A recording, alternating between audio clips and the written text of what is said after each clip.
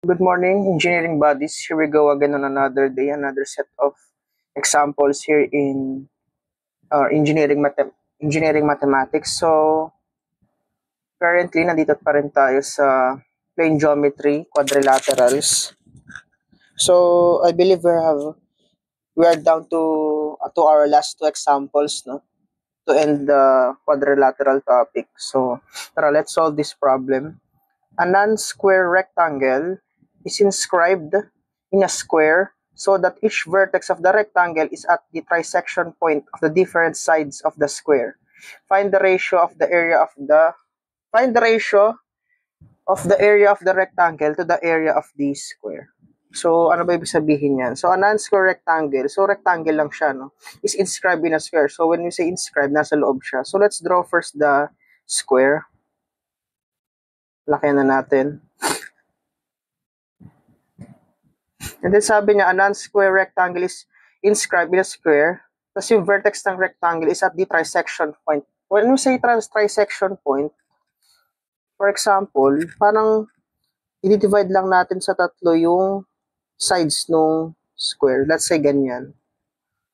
So, let's say na lahat ng yan equal kasi dinivide mo sa 3. So, parang dito rin siya. So, not to scale na siya. Pero parang ganyan siya. Ayan. Same here. And then same here. So, yung trisection point, yung unang third, yung unang hati. So, dito, nandito daw sa side na to, yung side ng rectangle. So, paano ba yan? So, let's draw the rectangle.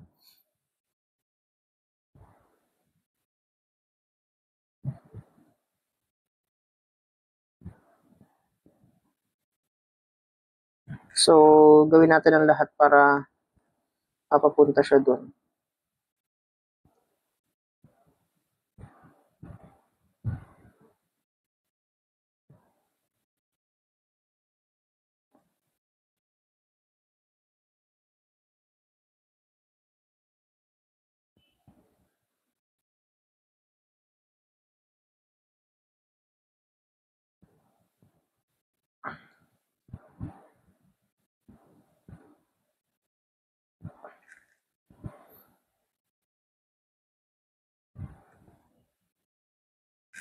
Parang ihirap na scale, no?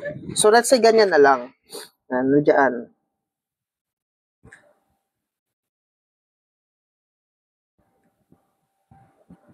So, basta nandyan. Yan. Tanggalin na lang natin itong mga... Yan. So, parang ganyan. So, let's say ito lang yung mga trisection points. Yan.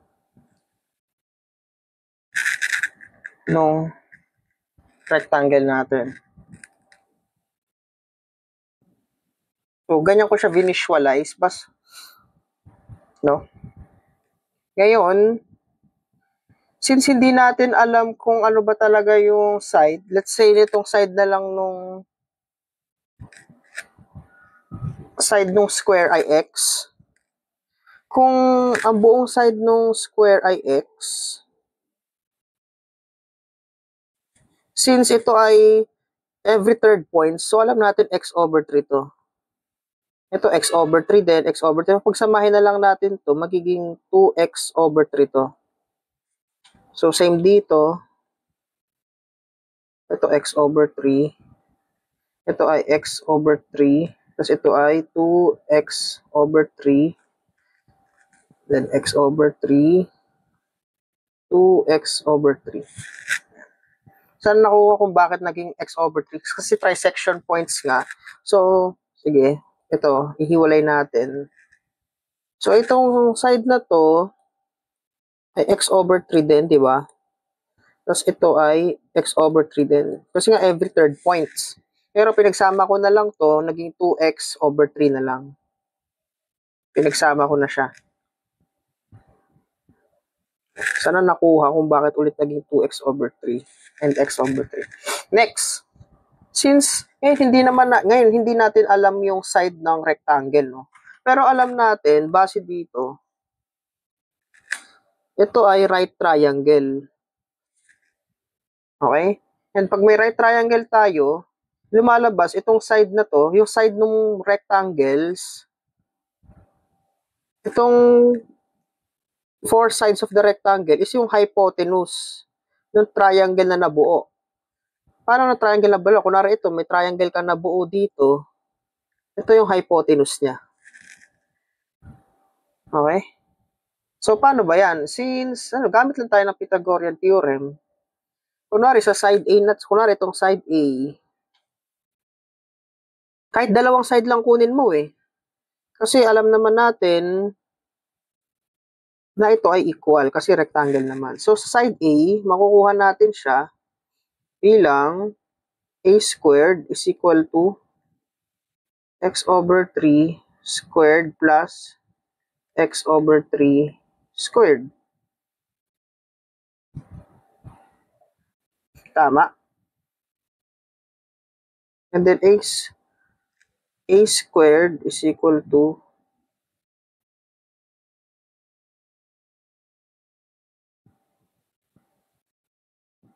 2x squared over 9. Tapos parang pag kinomi square root, ang matitira, a is equal to x square root of 2 all over 3. Okay. So, alam pala natin, itong a na to is x square root of 2 over 3. Sa b naman, magiging b squared is equal to 2 twice ng 2x over 3 squared.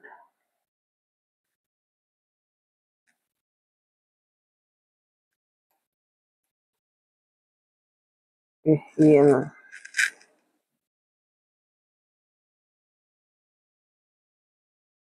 So, pag sinimplify, yung b, magiging 2x square root of 2 all over 3. So, alam pala natin, ito daw b ay 2x square root of 2 over 3. Okay? Ngayon, nakuha na natin yung mga sides nung hahanapin lang natin yung ratio nung nila.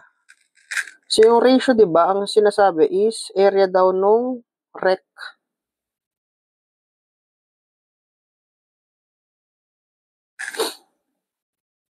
area nung rectangle all over area nung square.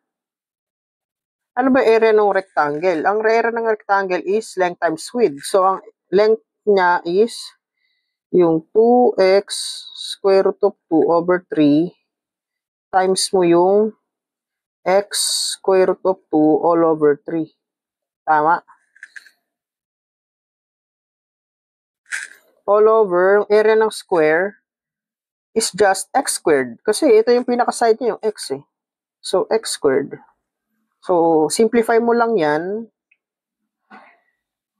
So, ratio is equal to, parang, pag pinag-multiply mo yung numerator, kalalabasan na 4 over 9 x squared all over x squared. Tapos, makikita natin, makakancel si x squared.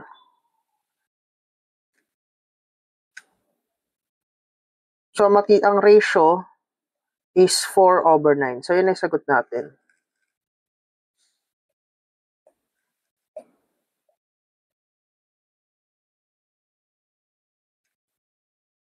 So, ang sagot natin ay letter D, 4:9.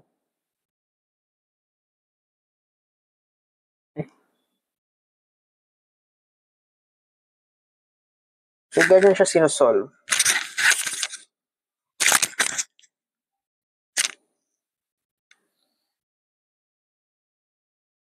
So, meron pa tayo last example for quadrilaterals, pero sa next video na natin kasi para medyo mahaba din siya i-explain and i-solve, no? So, for more engineering tutorials, please like and subscribe to my YouTube channel and hit the bell button para updated tayo sa mga future pa nating tutorials. So, yun. Please comment kung may question about this problem and sa mga nakaraang problems pa natin. So, yun. Padayon, engineers.